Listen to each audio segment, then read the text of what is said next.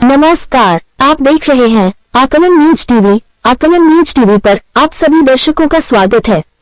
आज 22 जनवरी 2023 को आदिवंशी वीर सेना के राष्ट्रीय व अंतर्राष्ट्रीय मुख्य संचालक एवं धर्म राजगुरु श्री R.N. आदिवंशी ने दिल्ली के पीतमपुरा क्षेत्र में आदिवंशी समाज के लोगों में एक कार्यकारिणी बैठक बुलाई। राजगुरु श्री R.N. आदिवंशी ने कहा कि आदिवंशी अनंत काल से चला आ रहा है, जब से इस धरती माता की उदय हुआ है। राजगुरु श्री R.N. आदिवंशी ने किस प्रकार से इस आदिवंशी वीर सेना को रजिस्ट्रेशन कराकर इस बैनर तले आदिवंशी समाज को जोड़ने का कार्य किया जाए, इस पर विचार किया गया। तो आइए देखते हैं आकलन न्यूज टीवी पर जोगिंदर डोगरा की एक रिपोर्ट।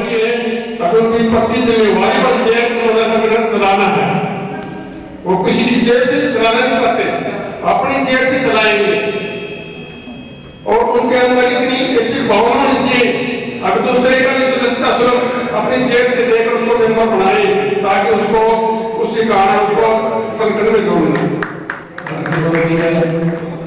लोग कहीं और ले लेते हैं और समापन कहीं और हो जाता है। इस देश के अंदर 1 लाख से ज्यादा संगठन पर पूज्य बाबा साहब अम्बेडकर और हमारी जातियों के जो गुरु हैं, महापुरुष हैं, उनके नाम पे बने हुए हैं और उन संतों के अपने नारे हैं, उन संतों की अपनी विचारधारा उन्होंने बनाई है और लड़ाई एक ही विचारधारा से है। वो मनवाद की विचारधारा है, वो भगवानवाद की विचारधारा है। आप जैसे जानते हैं कि हम यहाँ काफी समय से यहाँ पे काम कर रहे हैं, लेकिन हमारे पास जो है कार्यालय की बड़ी दिक्कत है। तो आपसे ये गुजारिश है कि कब देखो मेरे घर पे ही है कार्यालय, तो बड़ी दिक्कत होती है हमारे काम करने के लिए। कई सारी जगह घर में आसपास पड़ी तो कोई हमें हमारे संगठन को आदिवासी वीर सेना को कोई कृपा करके कोई एक ऐसा जगह आप अगर करवा दीजिए या दे दीजिए, जैसे जिसपे कि हम अपना ऑफिस खोल लें और ऑफिस खोल के वहाँ पे कुछ अच्छे काम कर सके, सिलाई कढ़ाई बुनाई ब्यूटिशियन या इस तरह के बच्चों के विकास के लिए संबंधित कुछ अच्छे कार्य हम कर सकें। जो गुरु जी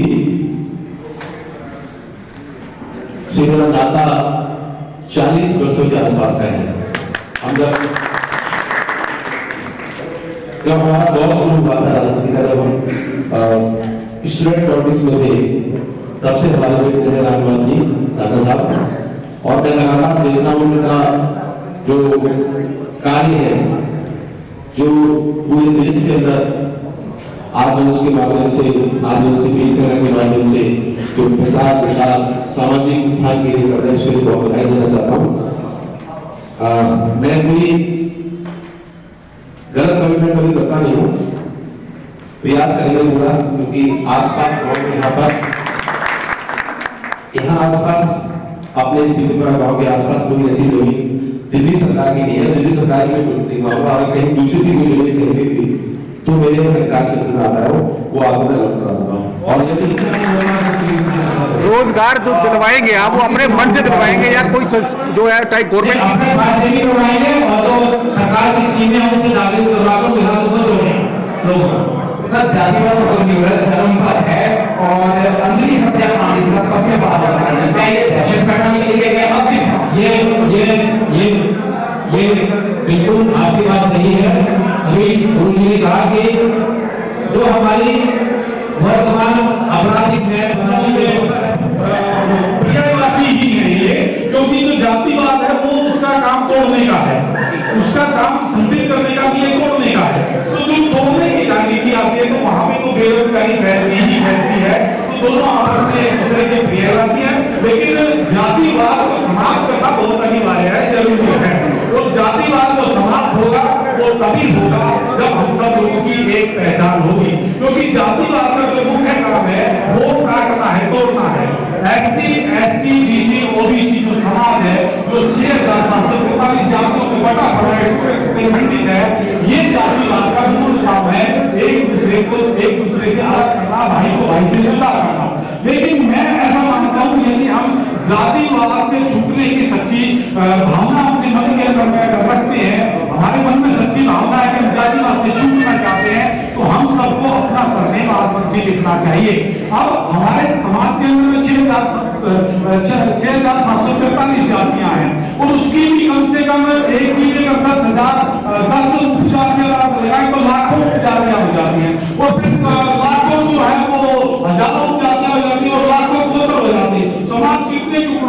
पड़ा है। तो हर एक की अलग अलग पहचान का है, हर एक की सोच अलग है, हर एक की परंपराएं अलग है, हर एक की रीति रिवाज अलग है। इस तरह से समाज को खंडित किया गया है। जब तक हमारी एक पहचान नहीं बनेगी, जब तक हमारी एक सोच नहीं बनेगी, और जब तक एक सोच नहीं बनेगी तब तक हम शासक नहीं बन सकते। इसलिए जरूरी है कि हम सब लोग अपनी एक पहचान बनाएं, यानी कि अपना सरनेम आदिवासी लिखें, उससे जातिवाद का समापन हो जाएगा। अंतिम सवाल, क्या हम भारत की हर गली हर घर तक पहुंच पाएंगे? जी बिल्कुल, कहते हैं कि मौत का बेरहम इतिहास बदल सकते हो, आपका कुंडों में विश्वास बदल सकते हो, अपनी बाहों पर यदि भरोसा कर लो, यह धरती है तुम आकाश बदल सकते हो। हम सकारात्मक विचारधारा के लोग हैं और सकारात्मक तरीके से सोचते हैं। नेगेटिविटी मेरे अंदर बिल्कुल इतनी सी नहीं, हम नेगेटिव बिल्कुल भी नहीं सोचते, और यही कारण रहा कि मेरे पास तो कुछ भी नहीं था। मैं एक बड़े गरीब परिवार का व्यक्ति रहा हूँ, और इस गांव से, इस पिलूरा गांव से हम लोग उठे हैं, और हमारे पास कुछ भी नहीं था। जब मैं आज घर में आता, मैंने मेरे गुरु सरपाल सिंह से रिक्शा ली थी, मैंने एक छोटी सी एक साइकिल ली थी, और उसी से अपना काम प्रारंभ किया था, और एक 10 लोगों में से एक व्यक्ति मिला, और धीरे धीरे आंदोलन बढ़ता गया। आज ये पूरे इंटरनेशनल लेवल पर अपना आंदोलन आज बना हुआ है। तो मैं सकारात्मक व्यक्ति हूँ, और मैं ये मानता हूँ कि हम जिस तरीके से चल रहे हैं, एक न एक दिन हम अपने उद्देश्य में कामयाब जरूर निर्णय लिए गए हैं। अभी तक ये सेशन में जो 4 नोट सेशन था हमारा, एक तो जो आदिवासी भी सेना अभी तक अनरजिस्टर्ड तरीके से काम कर रहा था, उसको रजिस्ट्रेशन करवाकर, उसका संविधान बनाकर, और उसके कार्य प्रणाली और पदों को तय करके उसको सुचारू रूप से चलाया जाएगा। दूसरा निर्णय लिया गया है कि आदिवासी भूमि सेना का एक केंद्रीय कार्यालय स्थापित किया जाएगा, जिसमें की सभी आधुनिक सुविधाएं उपलब्ध करवाई जाएंगी। टेक्नोलॉजी लोगों के फैमिली का निर्णय को उसमें करवाया जाएगा। तीसरी जो हमारी आज की डिस्कशन हुई है, वो किस प्रकार आदिवासी भी सेना को जो हमारे देशों में गुरुजी ने बताए हैं, उनकी प्राप्ति के लिए किस प्रकार आदिवासी भी सेना को आर्थिक रूप से सशक्त किया जाए, उसके बारे में काफी लोगों ने अपने विचार रखे हैं। और का विचार उभर कर सामने ये आया है कि हम आदिवासी भी सेना को जितना ग्राउंड लेवल पर फैलाएं, उसकी सदस्यता बढ़े, शायद तो शुरू काम करते हैं, लेकिन सदस्यता अगर हमारे इलाकों में नॉर्मल होगी तो उतना ही शुरू काम करके उतना ही ज्यादा अपने आप को आर्थिक रूप से गांव के मूल मालिक हैं, हम यहाँ के रहने वाले हैं। लेकिन बहुत सारे लोग हैं जो यहाँ आकर बसे हुए हैं, वो मूल निवासी कहे जा सकते हैं। लेकिन जो मूल मालिक है, जो शुरू से प्रारंभ से जो रह रहा है, वो मूल मालिक है। मूल मालिक में और मूल निवासी में यही भिन्नता है कि मूल मालिक जो है वो प्रारंभ से रहने वाला है, सृष्टि के टाइम से जो चला आ रहा है वो मूल मालिक है, और जो मूल मालिक है वही आदिवंशी है। यानी कि प्रारंभ से प्रथम वंश का जो व्यक्ति है, मूल वंश का जो व्यक्ति है, वो है मूल मालिक है, और वो आदिवंशी है। आदिवासी वीर सेना भारतीय है और भारत के सभी रहने वाले, तो क्या आदिवासी वीर सेना भारत के झंडे को लेकर के नहीं चलेगी, और झंडा लेकर चलेगी? नहीं, जो भारत का देखिए, जो भारत का जो झंडा है हमारा, मैं तो कई अपने लेखों में भी इस बात को कहा है कि जो भारत का जो झंडा है वो तो हमारा असली देवता तो भारत का झंडा ही है। और हम तो बार बार अपने भाषणों में, स्पीचों में भी इस बात को कहते हैं कि हमें अपने भारत देश के झंडे की शान को हमने सदा ही एकदम ऊंचा रखना है, सबसे ऊंचा रखना है, और उसकी शान को कभी गिरने नहीं देना है। तो सेना जो है वो भारत के लिए काम कर रही है, और भारत का झंडा जो है वो हमारा असली देवता है, और उसके लिए हम काम करेंगे। लेकिन सेना का जो झंडा क्या होगा ये अगले स्तर में डिसाइड करेंगे, वो तो एक प्रतीक होता है। लेकिन सेना का जो देश के लिए जो समर्पण है, काम है, वो भारत झंडे के लिए ही है। सर, मेरा अगला सवाल होगा कि देश में सामाजिक और आर्थिक समानता पर जो आप बात कर रहे हैं, वो किस तरीके से आप स्थापित कीजिएगा? देखिए, इसके लिए हम लोगों ने एक आंदोलन चला रखा है, सम पहचान और संविधान। तो इस पे हमारा एक आंदोलन चल रहा है आदिवासी वीर सेना का और आवाम संगठन जो खैराली जी बैठे इनके माध्यम से। तो उसमें जो समानता की बात हम उसमें कर रहे हैं, हम ये क्या आंदोलन चला रहे हैं कि देश के अंदर में सबके लिए एक जैसी न्याय प्रणाली होनी चाहिए, सबके अधिकार एक जैसे होने चाहिए, चाहे वो अधिकार आर्थिक है, चाहे सामाजिक है, चाहे जो भी जिस तरीके के भी जो भी अधिकार है, कानून है, वो सबके लिए एक समान होने चाहिए, चाहे आर्थिक है चाहे कोई भी कानून है। तो उसके लिए जो हमारा आंदोलन आदिवासी पहचान का यानी कि सम पहचान और संविधान, यानी कि हम देश के अंदर में एक ऐसा विधान चाहते हैं जिसमें ना कोई गरीब हो ना कोई अमीर हो, सब समान हो, सबके लिए समान कानून लागू हो, उसके लिए हम लोग प्रयासरत हैं। और उसके लिए एक रैली भी जो है पूरे देश के अंदर में चल रही है जो संविधान और सम पहचान को लेकर है। आदिवासी वीर सेना की जो ये टीम बनाई गई है, इसका मुख्य उद्देश्य क्या है? देखिए, आदिवासी वीर सेना का जो उद्देश्य है वो सभी आदिवासियों मूलवासियों को जागृत, विकसित एवं एकजुट करने का है। जातिवाद, वर्णवाद और गोत्रवाद को समाप्त करने के लिए इस सेना का निर्माण किया गया है। सभी जो 6743 जातियां, उपजातियों की जो एक जो समाज है, जो 6743 जातियों में जो खंडित हुआ पड़ा है, बिखरा पड़ा है, उस सारे समाज को एकजुट करना है और उन सब की एक आदिवासी के रूप में मूल पहचान बनानी है। क्यों? क्योंकि जैसे कि समाज के लोगों को कोई दलित कहता है, कोई किसी तरीके से कहता है, कितने घृणित अपमानजनक शब्दों में समाज को संबोधित किया जाता है, उससे उनका मनोबल गिरता है। तो आदिवासी वीर सेना का मुख्य कार्य है कि लोगों को उनको एक सम्मानजनक पहचान देना। जैसे कि आदिवासी शब्द का अर्थ है मूल मालिक।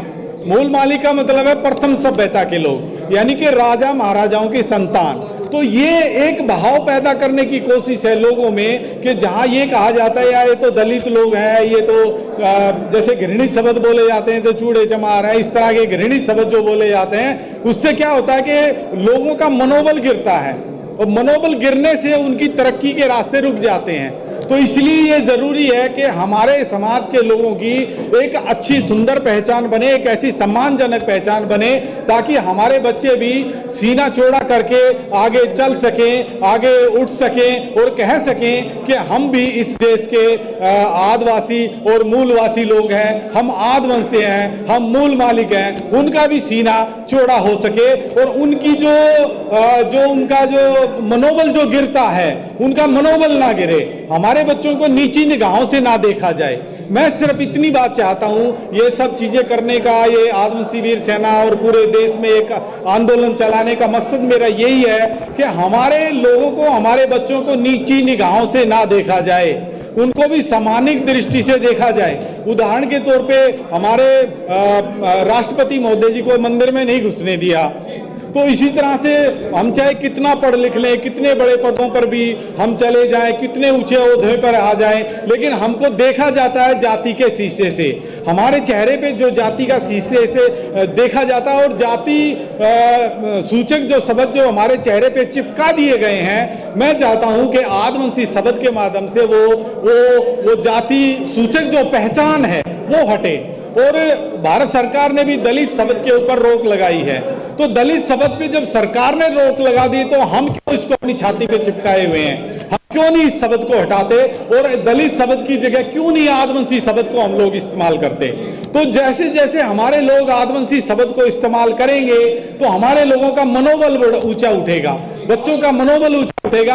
अगर बच्चे का मनोबल ऊंचा उठा है तो वो बाकी सारी चीजें अपने जीवन में वो कर लेता है, आगे तरक्की करने के रास्ते उसके खुल जाते हैं, बढ़ जाते हैं। तो इसलिए मेरा यही आदिवासी वीर सेना के माध्यम से अपना काम करने का जो सोच है वो यही है कि इस देश के जो आदिवासी मूलवासी लोग जो हैं, जिनको SC ST BC OBC कहा जाता है, जो 6743 जातियों में जो विभाजित है, खंडित है, टुकड़े टुकड़े हैं, उन सब लोगों को आदिवासी के रूप में पहचान मिले, यही हमारा मूल मकसद है।